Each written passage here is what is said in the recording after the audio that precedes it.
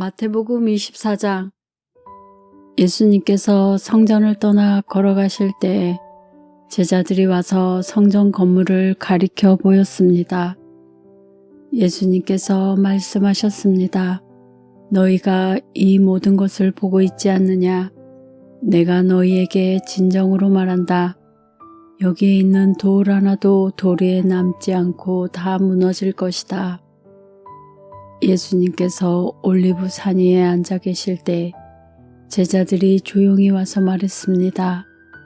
이런 일들이 언제 일어날지 말해 주십시오.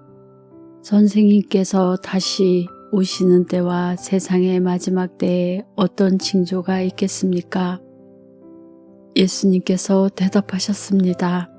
아무도 너희를 속이지 못하게 조심하여라. 많은 사람들이 내 이름으로 와서 내가 바로 그리스도다 라고 말할 것이다. 그리고 많은 사람들을 속일 것이다. 또한 너희는 전쟁에 대한 소식과 소문을 들을 것이다. 그러나 두려워하지 마라. 이런 일들은 반드시 일어나야 한다. 그러나 아직 마지막 때는 아니다.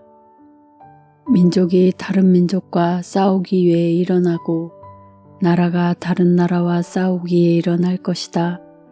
여러 곳에서 기근과 지진이 있을 것이다. 이런 일들은 해산의 고통이 시작되는 것에 불과하다. 그때 사람들이 너희를 박해하고 심지어 죽이기까지 할 것이다. 나 때문에 너희가 모든 민족에게 미움을 받을 것이다.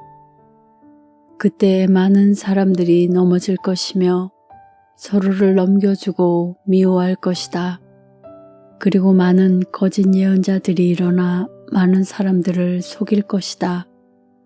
또한 불법이 더욱 많아져서 많은 사람들의 사랑이 식을 것이다. 그러나 끝까지 견디는 사람은 구원을 얻을 것이다. 이 하늘나라의 복음이 온 세상에 전파될 것이며 모든 나라에 증거될 것이다. 그때서야 그 세상의 끝이 올 것이다. 그러므로 예언자 다니엘이 말한 멸망케 하는 혐오할 만한 것이 거룩한 곳에 서 있는 것을 보면 읽는 사람은 깨달아라. 유대에 있는 사람들은 산으로 도망하여라. 지붕 위에 있는 사람은 집 안에 있는 것을 가지러 내려가지 마라. 밭에 있는 사람은 겉옷을 가지러 되돌아가지 마라. 그때 임신한 여자와 젖먹이는 여자에게 화가 있을 것이다. 너희가 도망하는 때가 겨울이나 안식일이 아니기를 기도하여라. 그때 많은 어려움이 있을 것이기 때문이다. 세상이 생기고 나서 지금까지 이 같은 환난은 일어난 적이 없었고 이후로도 없을 것이다. 하나님께서 그 기간을 줄여주시지 않으시면 아무도 구원받지 못할 것이다. 그러나 하나님께서는 선택한 사람들을 위하여 그 기간을 줄여주실 것이다. 그때 사람들이 여보시오 그리스도가 여기 계십니다. 또는 저기 계십니다. 라고 할 것이다. 그러나 믿지 마라. 거짓 그리스도들과 거짓 예언자들이 일어나서 큰 증거를 내보일 것이고 기적을 일으킬 것이다. 그래서 사람들을 속일 것이다. 그리고 할 수만 있으면 선택하신 사람까지 속일 것이다.